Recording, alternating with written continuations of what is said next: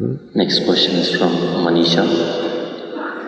We have heard that in our culture there are many ways to boost immunity with the local resources available at home.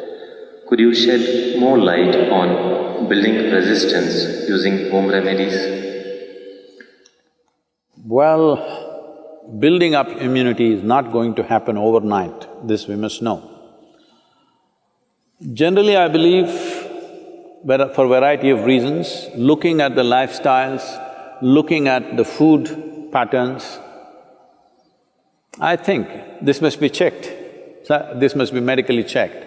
I think southern Indian people are having a better immune system than a whole lot of other people in the world, simply because of the food patterns and the practices and the weather and various other aspects. You must understand, in a tropical climate, there are more life forms than anywhere else, including microorganisms. The number and the variety of them is very, very high. So living in this land itself, the system becomes more resilient because we are exposed to these things all the time. That is one aspect. Another thing is food, another thing is lifestyles. All these aspects are there. Being farming communities largely, most of us, if not in this generation, in the previous generation, we've all come from farming communities. So people lived on the land, that itself gave them enormous strength. In most other parts of the world, over 80% of the population moved away from farming probably 100 years ago.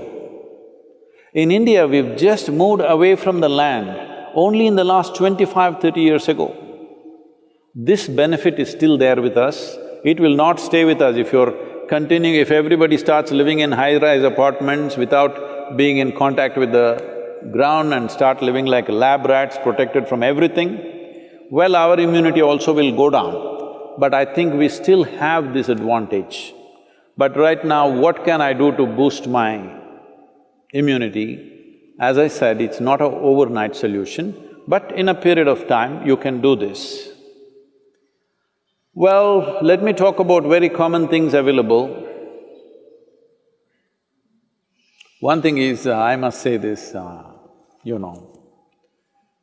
we are sacred ash people, we are always ash smeared one way or the other.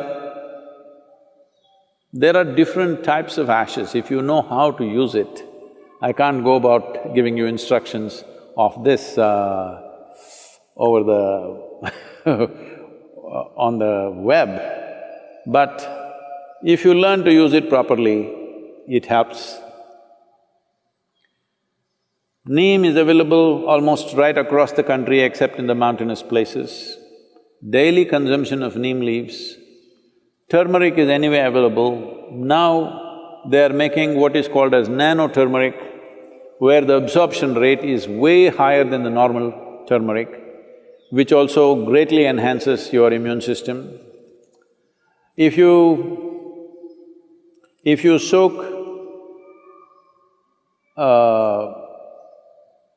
the gooseberry or the amla or the nallikai in honey overnight, along with some broken pepper, black pepper or green pepper. Green pepper, I'm saying for those of you who are in other countries, green pepper does not mean chili. We mean to say raw pepper. The peppercorn, when it's raw, which you might not have seen in most parts of the world, here it's common for us, it's available. So, soak it in honey and every day about 3 spoons, 3 times a day. It works best, all these things work best when you're on an empty stomach, that's the first thing that you take. If you do these things, you can see a significant increase in your immune system. I would say in 4 to 8 weeks, one can see significant betterment of one's immune system. There are yogic practices which are hard to teach, but right now, just doing a chant and doing Isha Kriya, this will also enhance your immune system. Let this be very clear that this is not treatment for coronavirus, nor is it a prevention. I did my chant, so I go and do irresponsible things, it's not going to work like that. These are things you do over a period of time and strengthen your system, that The next virus that comes, you may be in a little better place to handle. That is if you're there. Yes, don't take this lightly. Do not take this lightly. Right now, it is a challenge for every one of us to stay alive through this period. That's what it means. Do not think it's some remote thing that happens to somebody else in China or Italy. Right now, if you stay alive through these 6 to 8 months, that means we have handled this responsibly. If every one of us stay alive, that means we are good. We have lived consciously and responsibly, that's what it means. This is what, unfortunately, the governments have to enforce by force, because a whole lot of people don't seem to realize that this is necessary.